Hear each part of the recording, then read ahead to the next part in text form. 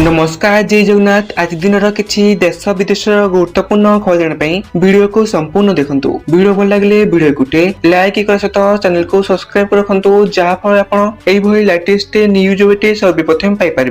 आसतु संपूर्ण खबर पर नजर पकड़ा।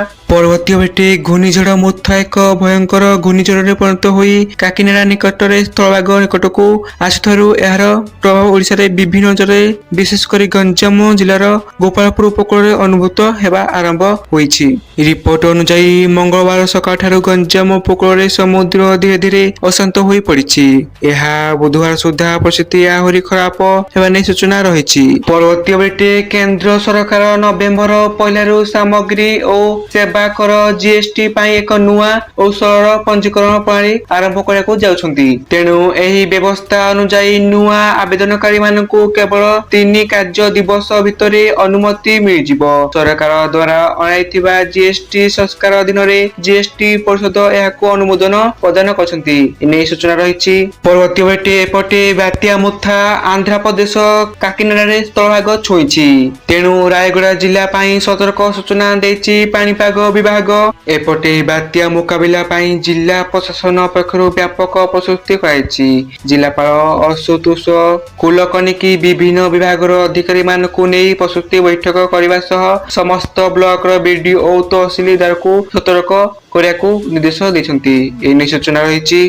परवर्ती बेटी प्रधानमंत्री नरेंद्र मोदी स्वदेशी आह्वान अनुप्राणित हो केंद्र मंत्री माने विदेशी इमेल और सॉफ्टवेयर परिहार कर स्वदेशी जुहा मेल को आपणाइछंती। आगामी दिन में राज्य सरकार माने मध्य स्वदेशी इमेल व्यवहार करेंगे बोली जना पड़ी। गुजरात सरकार जोहो मेल व्यवहार आरंभ करछंती। तेणु आगामी दिन में अन्य राज्य गुड़िक से पदक्षेप नेबा आशा कराउछि। एने सूचना रही। परवर्ती बेटी बात्या मुथा प्रभाव जुगु बातिल हैला 83 ट्रेन। तेणु आगामी 2 दिन पाई ट्रेन चलाचल बातिल होईछि। विशेष करी रेलपथर भूस्खलन आशंका थिबारु ट्रेन गुड़िक बातिल कला पूर्वतन रेलपथ। तेणु किरंदुल विशाखापाटना रूट 8टी ट्रेन बातिल 29 पर्यंत विशाखापाटना को जाउथिबा सब ट्रेन बातिल होईछि। एने सूचना मिलिछि। परवर्ती अपडेट सुनादर बड़ परिवर्तन आहरी सस्ता है सुना सप्ताह आरंभ में ओडिशा रे एतिक रही सुनादर। आज ओडिशार राजधानी भुवनेश्वर में 24 क्यारेट सुनादर 10 ग्राम पिछा 1,24,480 टंका रही बेले 22 क्यारेट सुना मूल्य 10 ग्राम पिछा 1,14,100 टंका कारोबार आरंभ कर सूचना रही। परवर्ती अपडेट राज्य कैबिनेट 5टी प्रस्ताव पर मोहर लगी।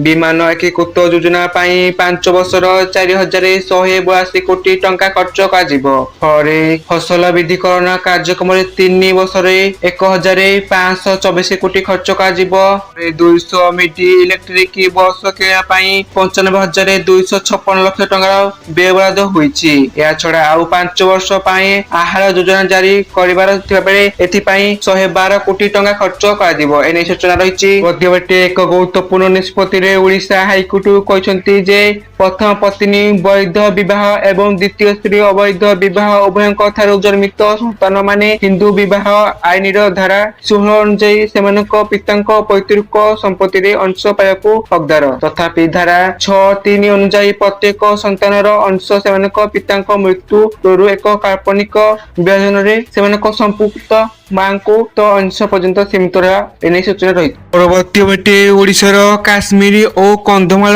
पर्यटन और केन्द्रस्थली कराउथुबा दारिंगबाड़ी को आकर्षण करुथुबा एक रिटोर्ट आसंता नवेम्बर 15 तारिख रे खोलिया को निष्पत्ति होईछि। एथिपाई हिल रिव्यू छक निकट रे चतुर्पार्श्व प्रस्तुति कार्य जोशरे चलीछि एने सूचना रही। परवर्ती बेटे केते रहिछि तेल दर आसंतु नजर पकाइबा। आज भुवनेश्वर रे पेट्रोल और डीजेल नुआ दर जारी रही। आज ओडिशा राजधानी भुवनेश्वर में पेट्रोल दर 101 टंका 35 पैसा रहता बेले डीजेल दाम प्रति लिटर पिछा 92 टंका 92 पैसा रही। एने सूचना रही। प्रति बेटे इंटरनेट सर्विस प्रोवाइडर ଏକ୍ସାଇଟେଲ ଘରୋଇ ବ୍ରଡବ୍ୟାଣ୍ଡ ୟୁଜର୍ସ ପାଇଁ ଏକ ଦମଦାର ଅଫର ଆରମ୍ଭ କରିଛି।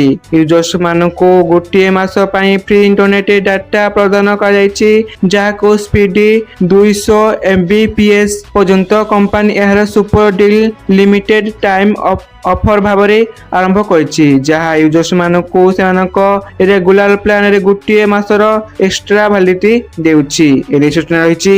ଦ୍ୱିତୀୟ ଅପଡେଟ ଇ ବସ୍ ସେବା ନେଇ ନଗର ଉନ୍ନୟନ ମନ୍ତ୍ରୀ କୃଷ୍ଣ ଚନ୍ଦ୍ର ମହାପାତ୍ର ସୂଚନା ଦେଇଛନ୍ତି। ସୂଚନା ଦେଇ କହିଛନ୍ତି ଆସିବ 200 ଇଲେକ୍ଟ୍ରିକ ବସ୍, 4 ଜିଲ୍ଲାରେ ଚାଲିବ 25ଟି ଲେଖାଏଁ ଇ ବସ୍। ଝାରସୁଗୁଡ଼ା, ବାରିପଦା, ଅନୁଗୁଳ, କେନ୍ଦୁଝର ଚାଲିବ ନୂଆ ଇ ବସ୍। ସମ୍ବଲପୁର ଓ ବ୍ରହ୍ମପୁରରେ 50ଟି ଲେଖାଏଁ ବସ୍ ଚାଲିବ। ଏହି ନେଇ ସୂଚନା ରହିଛି। ଆପଣମାନେ ଭିଡିଓକୁ ସମ୍ପୂର୍ଣ୍ଣ ଦେଖିଥିବାରୁ ଆପଣମାନଙ୍କୁ ଧନ୍ୟବାଦ।